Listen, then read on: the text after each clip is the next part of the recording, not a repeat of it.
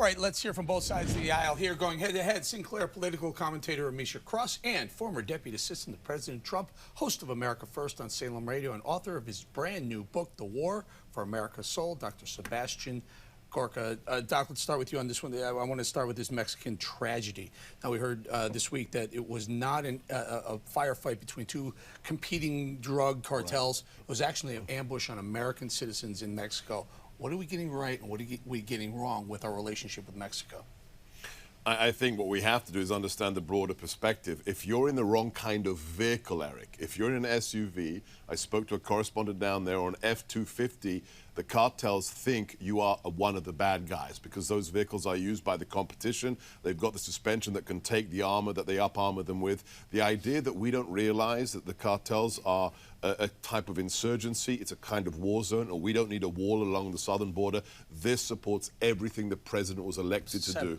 These people were there. A border wall wouldn't have saved these people. They live there. No, I'm not talking about the people who live there, but it tells you how dangerous that country is and the fact that if we don't secure the border, these people will persist in exploiting that open border. It's not our job to police Mexico. It's a tragedy, Eric. It's a fatal accident because they misidentified these people, but at the end of the day, it just reinforces the fact that Mexico is quasi-collapsing.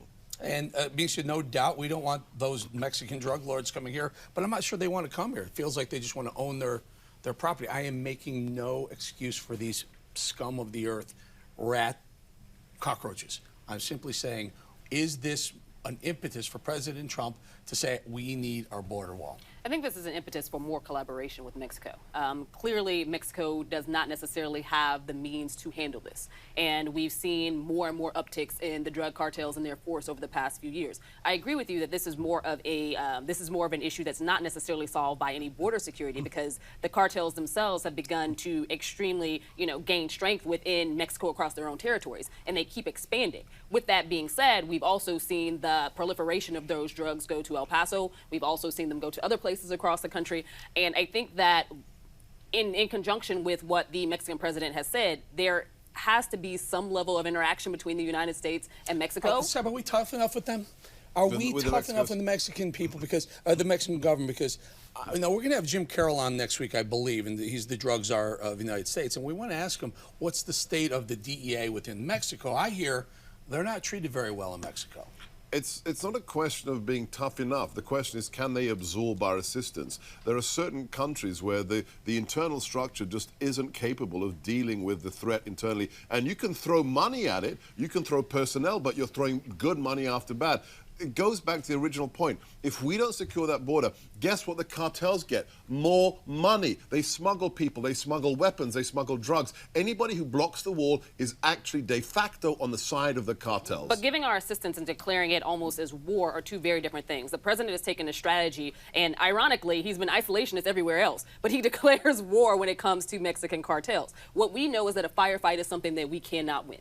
At the end of the day, these cartels are not going to respond to that level of angst, to that level of violence. That is not going to work in terms of reducing them. Misha, I want to ask Senator Lindsey Graham's coming up, and I want to ask him whether or not we should declare the Mexican drug lords, the cartels, terrorists. Do you think we should? I absolutely do think that we should. Because that allows us, Seb, to go after them in a much harsher way. As somebody who spent 20 years teaching counterterrorism to the U.S. military, the FBI, and the IC, I disagree. You're mixing apples and oranges. A terrorist, not necessarily, because we're doing that. We're talking about labeling gang lords in Chicago as terrorists. I wasn't. I need to explain this. A terrorist, for the word to have meaning, has to have political content, whether it's the IRA, whether it's Al-Qaeda. No, don't you think they're owning the money. But they also have governmental influence. Any political activity they get involved in, Eric, is about one thing, the bottom line. They're not about changing the political system into a caliphate or into a Marxist system. It's about money. Yeah, but that's what we have to understand. Seb, I think the FARC, they weren't about anything other than money. No. Originally, they were a Bolivarian Marxist revolution that became drug lords. All terrorist groups aren't about taking over the government. You have to know your different threats here, and you have to have the right legal tools to use each one. Don't confuse things because you will get in a bigger mess. But, Amisha, I think you make a very good point. I think they are terrorists. I think drug cartels are terrorists around the world, And I think Chicago as well. I think when you have the drug and the gang cartels in Chicago, developing actual police change, mayors of these cities telling their police to back off, allowing these gangs to proliferate and murder. And continue to destroy the communities and continue to take over cities and countries, as we're now seeing. This is something that you need a certain level of force and protection for. You said they're not or they are terrorists in Mexico. If they're terrorists in Mexico, why aren't they in Chicago?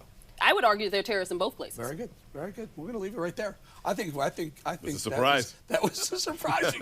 We got it down. But you know what? We have Lindsey Graham coming up. We'll see what he has to say. I think he's going to have maybe a little bit of different idea on that as well. Next on America This Week, the big interview. I talked one-on-one with Senator Lindsey Graham. I asked him whether he plans to investigate the Democrats, plus his take on that violent attack on American women and children south of the border and what Mexico is failing to do to protect Americans there. Stay with us.